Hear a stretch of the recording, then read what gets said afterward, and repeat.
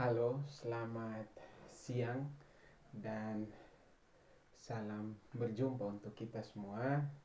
Baik itu untuk teman-teman yang menonton video ini dan juga Ibu Iki sebagai dosen pengampu dalam mata kuliah Teologi Komunikasi. Pada saat ini perkenalkan, nama saya John Eurico Gilson Kause, NIM 71 2018 115. Kemudian melalui video ini saya akan memenuhi tugas tanggung jawab saya untuk mengerjakan tugas akhir semester. Nah, dalam pertemuan perkuliahan yang sudah berjalan kurang lebih 3 bulan ini, kemudian saya merefleksikan beberapa pemahaman yang bagi saya kemudian penting. Secara keseluruhan, mata kuliah ini sangat penting untuk mempersiapkan diri sebagai seorang calon pelayan. Tetapi kemudian saya akan mengambil beberapa teori yang bagi saya penting untuk direfleksikan. Yang pertama yang mau saya angkat yaitu mengenai pemahaman yang diberikan Ruby Chandra mengenai hubungan dari teologi dan komunikasi, bahwa kemudian teologi dan komunikasi ini sangat lekat dengan bahasa. Bahasa itu melalui bahasa kemudian komunikasi dan juga teologi itu dapat berjalan secara sistematis dan juga efektif. Nah, tidak hanya sampai di situ, tetapi kemudian ada relasi-relasi juga yang dibangun melalui teologi dan juga komunikasi. Karena relasi-relasi yang terbentuk ini bisa seperti relasi terhadap sesama maupun relasi terhadap sang pencipta. Nah, kemudian berbicara mengenai bahasa, menurut Rafael dalam bukunya Pengantar Logika, kemudian dia menjelaskan bahwa bahasa ini sebagai bentuk verbal dari pemikiran kita manusia, dan kemudian bahasa juga sebagai alat komunikasi antar sesama manusia. Nah, kemudian dia mencoba mendefinisikan bahasa dalam beberapa fungsi. Yang pertama yaitu bahasa sebagai dengan fungsi informatif, bahwa melalui bahasa ini kemudian kita bertukar pikiran, kemudian kita saling mengkomunikasikan. Kemudian bersifat ekspresif, bahwa kita juga bisa mengekspresikan diri kita melalui komunikasi, dan hal ini melalui bahasa kita mengekspresikan apa yang kita rasa, seperti itu. Dan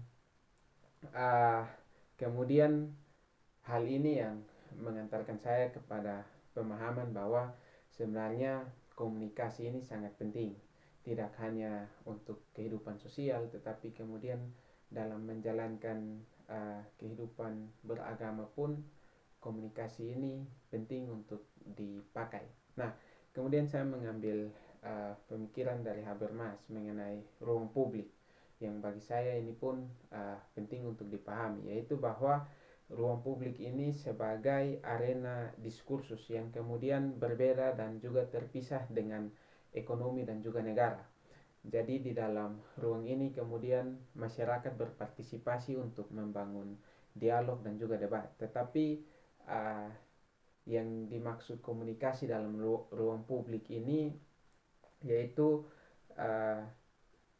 komunikasi yang dibangun ini melalui bentuk yang bebas dan juga yang kritis. Ini kriteria yang dimaksud dengan ruang publik oleh Habermas, bahwa yang bebas itu bisa bebas berbicara dimanapun dan dengan pihak siapapun dan mengungkapkan semua keadaan. Tetapi apa yang dimaksudkan kemudian dengan kritis yaitu siapapun boleh berbicara dan juga bisa untuk dengan bertanggung jawab, memiliki sikap bertanggung jawab untuk melakukan kritis terhadap setiap kebijakan-kebijakan. Nah, dari sini kemudian saya mendapatkan pemahaman juga bahwa dalam hubungannya dengan gereja, hal ini mengisyaratkan kita bahwa nantinya jika sebagai seorang pemimpin gereja kemudian kita tidak boleh merasa untuk benar sendiri. Kita tidak boleh merasa untuk setiap kebijakan-kebijakan yang kita ambil sudah paling tepat. Tetapi kemudian kita memberikan ruang kepada jemaat, kita memberikan ruang kepada orang-orang yang ada di gereja untuk saling memberikan tanggapan, saling memberikan koreksi terhadap setiap kebijakan, bahwa kita juga tidak bisa mengambil satu tindakan atas nama kebenaran Tuhan, karena kita sebagai seorang pemimpin gereja kemudian kita nyatakan bahwa ini kebenaran Tuhan, tetapi kemudian kita membuka ruang-ruang diskursus untuk menyepakati setiap kesepakatan dan juga setiap kebijakan-kebijakan. Nah, semua yang dilakukan pemimpin gereja ini kemudian harus dikoordinasikan dan juga dikomunikasikan dengan jemaat yang ikut berpartisipasi, dan dari hal ini kemudian pemahaman akan Tuhan yang adalah sebagai sumber kedaulatan terhadap semua aspek kehidupan ini kita bisa pegang dan kita bisa laksanakan dengan baik. Bagi saya hal-hal ini yang kemudian sangat mengena dalam perjalanan kuliah selama ini. Memang banyak yang kita pelajari tentang komunikasi, sikap yang menunjukkan komunikasi, tetapi kemudian pemahaman-pemahaman seperti ini yang bagi saya mengena bagi saya, karena bukan berarti seorang pemimpin kemudian otoriter. Itu yang refleksi bagi saya. Nah, kemudian masuk ke poin berikut mengenai sebenarnya apa pertumbuhan yang dirasakan dalam kelas, dan juga bagaimana kelas ini membantu saya untuk merefleksikan diri atau mempersiapkan diri untuk menjadi seorang pelayan. Jadi berbicara mengenai pertumbuhan yang saya rasakan dalam kelas. Nah, di dalam kelas yang sudah berjalan 3 semester ini, saya selalu ingat dengan perkataan Iwiki bahwa kemudian semua yang ada pada diri kita itu adalah bentuk komunikasi. Cara saya berpakaian itu bentuk komunikasi. Cara saya berbicara itu bentuk komunikasi. Cara saya menggunakan media sosial, cara saya gunting rambut, cara saya berelasi dengan orang lain itu adalah bentuk komunikasi, menunjukkan siapa diri kita. Nah, hal ini yang kemudian mengena bagi saya dan menjadi pemahaman bagi saya untuk sebenarnya dalam mempersiapkan diri untuk mencerminkan atau menjadi seorang pelayan nantinya, apakah saya bisa melaksanakan seperti ini atau tidak. Dan hal ini yang mulai saya rubah dari hal-hal kecil, mulai menunjukkan melalui sikap bicara yang kemudian selalu saya perhatikan, selalu saya jaga, dan kemudian sikap-sikap yang bagi saya tidak perlu terlalu arogansi. Hal-hal seperti ini yang kemudian menjadi perubahan. Saya tidak menjamin pertumbuhan, tetapi kemudian saya boleh merasakan perubahan, dan saya mau mengupayakan untuk adanya pertumbuhan. Dan juga terhadap dalam pembelajaran ini kemudian bagi saya hal-hal mengenai keputusan bersama itu sangat penting, bahwa bukan hanya keputusan sendiri tetapi melibatkan keputusan bersama. Nah, hal-hal seperti ini yang saya kemudian merefleksikan dan mau mencoba membangun dalam diri saya, mempersiapkan baik itu dari sikap, perkataan, dan semua perbuatan yang saya rasa melalui mata kuliah ini mengena sekali ya dalam kehidupan. Saya juga mengingat yang biasa disampaikan oleh Bapak. Kebetulan saya dibesarkan dalam keluarga pendeta. Ayah saya itu sebagai seorang pendeta, dan yang sering disampaikan bahwa dengan istilah rumah kita itu rumah kaca.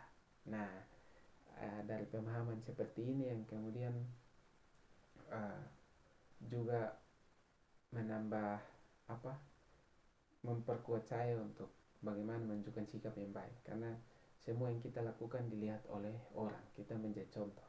Begitu juga dengan yang disampaikan bahwa cara kita melakukan semua itu bentuk komunikasi kita kepada orang di luar atau kepada jemaat nantinya. Nah, hal seperti ini yang kemudian mau saya tumbuhkan di dalam kehidupan saya terkait pemahaman-pemahaman seperti ini. Dan persiapan untuk kelas ini membantu untuk persiapan, saya rasa sangat membantu di banyak sisi. Bagaimana cara untuk berkomunikasi yang baik, dan kemudian bagaimana untuk melihat keadaan orang, dan kemudian tidak langsung menjudge, tapi melihat itu dan kemudian dengan cara berkomunikasi yang baik dan kita berupaya untuk meluruskan semua hal.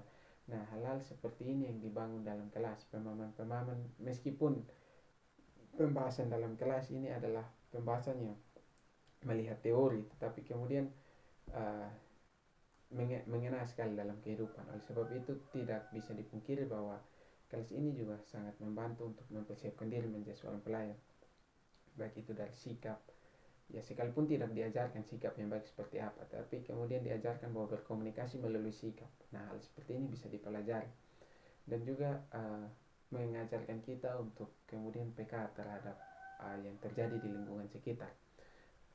Ini penting bagi saya karena waktu TTS itu membuka wawasan saya untuk melihat banyak hal yang terjadi di sekitar. Bagi saya tidak hanya yang terjadi di NTT yang diangkat oleh beberapa kelompok, baik itu komodo maupun isu tanah yang ada di desa, tetapi kemudian ada isu-isu lain yang diangkat oleh kelompok lain dari daerah Dayak misalnya, atau dari daerah Toba misalnya waktu permasalahan tanah itu ya. Nah, hal-hal seperti ini yang kemudian membuka wawasan kita untuk tidak tertutup, tapi terbuka untuk melihat setiap keadaan dan mengkomunikasikan itu untuk mendapatkan jalan keluar bersama atau setidaknya mendapatkan pemahaman bersama tentang yang sedang terjadi. Nah, bagi saya hal-hal seperti ini dibentuk mulai dari hal-hal yang kecil yang bagi saya sangat bermanfaat. Kemudian ibu sebagai dosen pengampu yang juga mengajar tidak hanya memberikan pemahaman tapi membagi pengalaman. Nah, dalam membagi pengalaman ini yang pada akhirnya membantu kami untuk bisa memahami keadaan seperti apa jika nantinya menjadi seorang pelayan, dan ini membantu untuk kemudian mempersiapkan diri juga menjadi seorang pelayan. Jadi kurang lebih hal ini yang dapat saya sampaikan, dan saya juga mengucapkan terima kasih untuk ibu yang sudah mau membimbing kami selama 1 semester, dan saya berharap bisa bertemu kembali dengan ibu di lain mata kuliah dan bisa berbagi bersama, karena bagi saya selain belajar dan berbagi pengalaman juga adalah hal yang penting.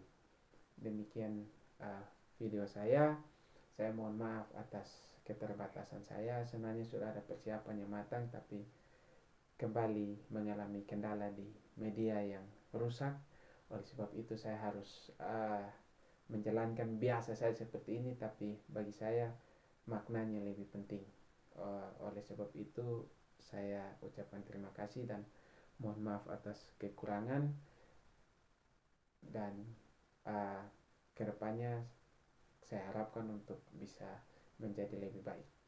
Terima kasih.